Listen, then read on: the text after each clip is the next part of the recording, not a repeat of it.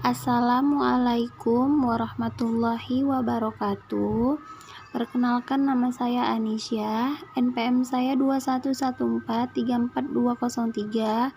Saya dari kelompok 2 kelas 1H program studi PGSD. Dan teman saya.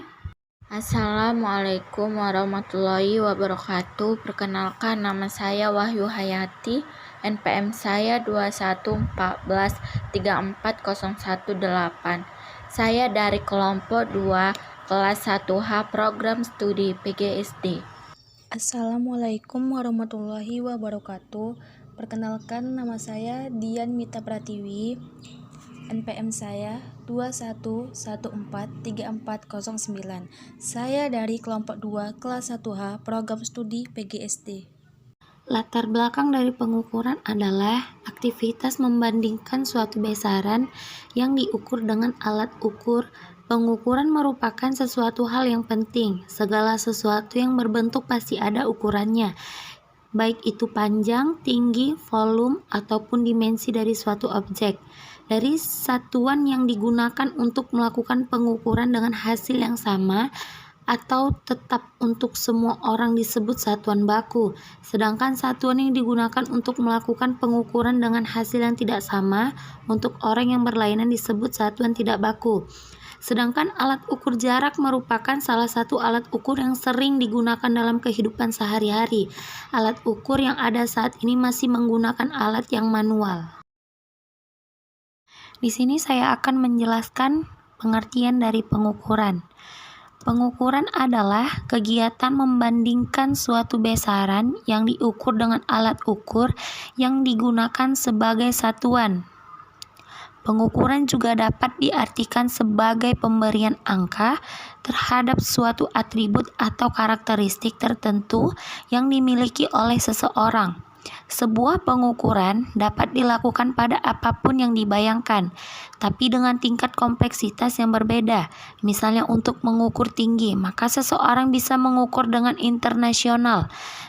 secara internasional, namun akan berbeda jika objek yang diukur lebih abstrak seperti kecerdasan, kematangan, kejujuran, serta kepribadian.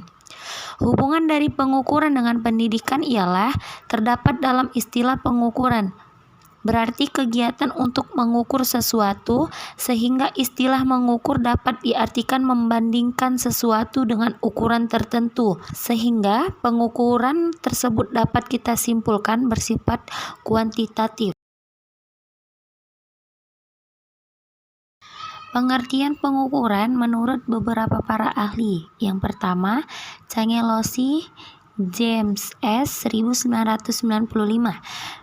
Menurut Cangelosi James S., pengukuran adalah proses pengumpulan data empiris yang digunakan untuk mengumpulkan informasi yang relevan dengan tujuan yang telah ditentukan.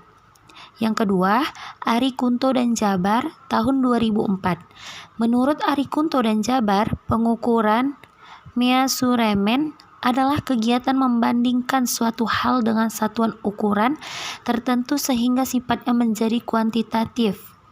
Yang ketiga, Mardapi, tahun 2004. Menurut Mardapi, 14 pengukuran pada dasarnya adalah kegiatan penentuan angka terhadap suatu objek secara sistematis. 4. Sridadi, tahun 2007. Menurut Sridadi, pengukuran adalah suatu proses yang dilakukan secara sistematis untuk memperoleh besaran kuantitatif dari suatu objek tertentu dengan menggunakan alat ukur yang baku.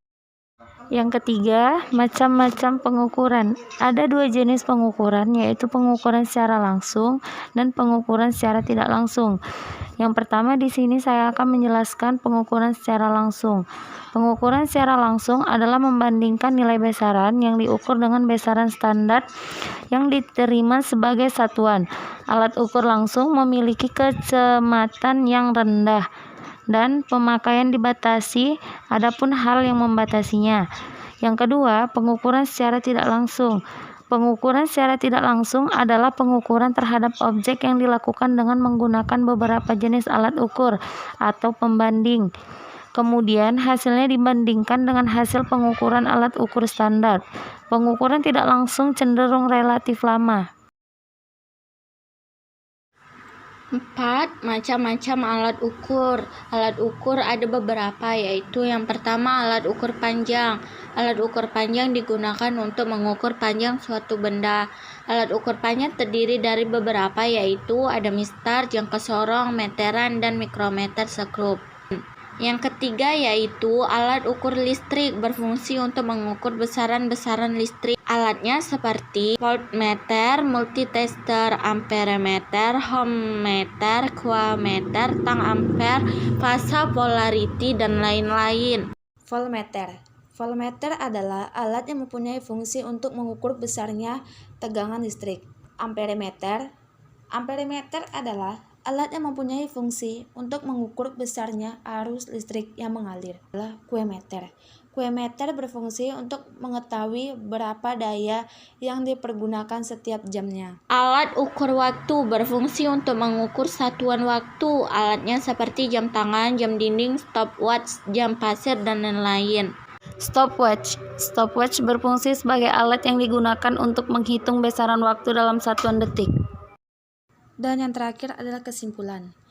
Kesimpulan ialah pengukuran merupakan membandingkan sesuatu dengan satuan ukuran yang bersifat kuantitatif.